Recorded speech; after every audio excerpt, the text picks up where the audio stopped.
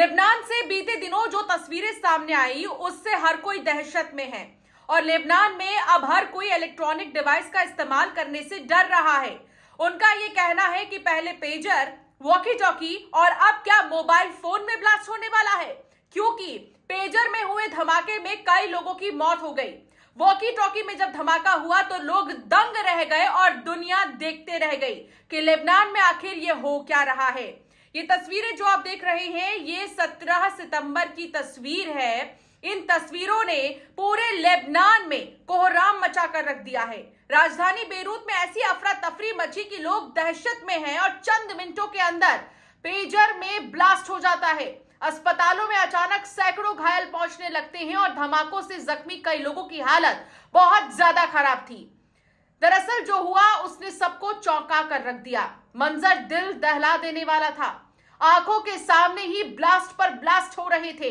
Lebanon की राजधानी Beirut के साथ कई शहरों में बुधवार को लगातार दूसरे दिन भी धमाके हुए और इस बार ब्लास्ट के लिए वॉकी टॉकी का इस्तेमाल।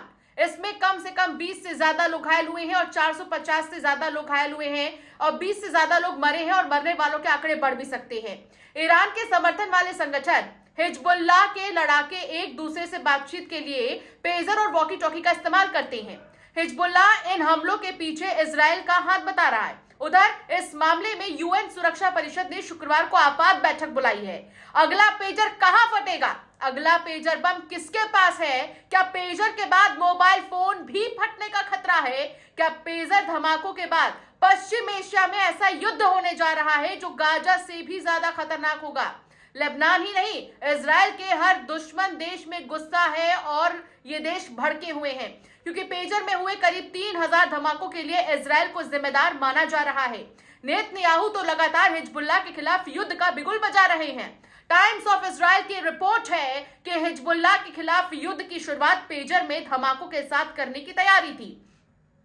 यही इजराइल के इंटेलिजेंस एजेंसी का मकसद था, लेकिन हिजबुल्लाह के एक सदस्य को इसके बारे में पहले ही पता चल गया। इसीलिए पूरा प्लान एक्सपोज होने से पहले यह धमाका करना मजबूरी बन गया। इस तरह के ऑपरेशन को आज से पहले कभी अंजाम नहीं दिया गया था। इन 3000 लोगों को एक साथ नुकसान पहुंचाया गया जो अपने बम और रॉकेट से इजराइल को नुकसान पहुंचा सकते थे।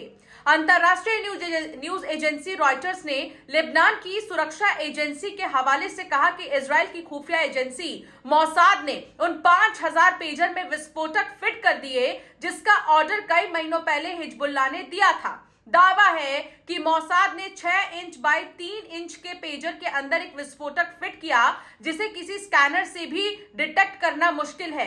पेजर के अंदर 5 ग्राम विस्फोटक फिट किया गया जिसने पेजर की बैटरी के साथ धमाका किया। लेबनानी सुरक्षा विभाग का कहना है कि जिन पेजर के बैच में विस्फोट हुआ था उन्हें लेबनान में हिजबुल्लाह को सौंपे जाने से 5 महीने पहले मोसाद ने रोक लिया था। उसी दौरान हर पेजर के अंदर विस्फोटक रखा गया था। द न्यूयॉर्क टाइम्स की रिपोर्ट है कि इजरायली खुफिया एजेंट्स इन पेजर्स को लेबनान पहुंचने से पहले ही टेम्पर किया गया है और इसके बाद जो है इसके साथ छेड़छाड़ भी करने की बात सामने आ रही है। साजिश रची गई है। लेबनान की सुरक्षा एजेंसियों का दावा है कि इजरायली खुफिया एजेंसी मोसाद ने सप्लाई चेन में घुसकर पेजर्स को मॉडिफाई किया। उन्हें लेबनान भेजे जाने से पहले उनमें विस्फोटक लगाए गए। ये घटना बेहद महत्वपूर्ण है। ये भविष्य में किसी भी इजरायली अभियान के दौरान गेम चेंजर साबित हो सकती है। लेबनान में हुए पेजर धमाकों में हिजबुल्लाह के एक सांसद अली अम्मार के बेटे की भी मौत हो गई है, जबकि ईरान के राजदूत मुज्तबा अमानी घायल हुए हैं। उनकी एक आंख की रोशनी जा चुकी है। इस केस में ईरान का सीधा दखल हो चुका है और अब इस हमले के बाद युद्ध का दायरा बढ़ने का खतरा भी है। लेबनान में पेजर वाले धमाकों की आंच अमेरिका पहुंचे इससे पहले ही बाइडेन और उनके रक्षा मंत्रालय ने इस हमले से फौरन किनारा कर लिया। इसमें अमेरिका की कोई भागीदारी नहीं है, लेकिन फिर भी इस मामले पर हम लगातार नजर बनाए हुए हैं। पेजर एक ऐसा डिवाइस है जिसका इस्तेमाल कम्युनिकेट करने के लिए किया जाता है। पेजर एक ऐसा इलेक्ट्रॉनिक डिवाइस है जो कि कुछ कुछ मोबाइल की तरह ही काम करता है और आज भी इसका इस्तेमाल होता है। ऐसा नहीं है कि भारत में इसका इस्तेमाल कभी नहीं हुआ, इसका इस्तेमाल भारत में भी हुआ है। इसके साथ ही कई और अन्य देश आज तक भी इसका इस्तेमाल करते हैं। लेकिन जब इन पेजर्स का ऑर्डर दिया गया तो बीच में कहां छेड़खानी हुई इन पेजर्स के साथ, आप ये समझ सकते हैं। और पेजर्स में जब ब्लास्ट हुआ तो लोग देखते ही रह गए, क्योंकि इस तरह का धमाका कभी इससे पहले नहीं हुआ, ना ही इस तरह की साजिश किसी भी देश ने किसी और देश के लिए ऐसे रची है। हालांकि पेजर्स तो पेजर्स, लेकिन वॉकी टॉकी में भी हाल ही में धमाका हुआ है जिसमें 20 लोगों की मौत हो गई है। आंकड़े बढ़ने की उम्मीद जताई जा रही है और 400 से ज्यादा लोग घायल हो गए हैं।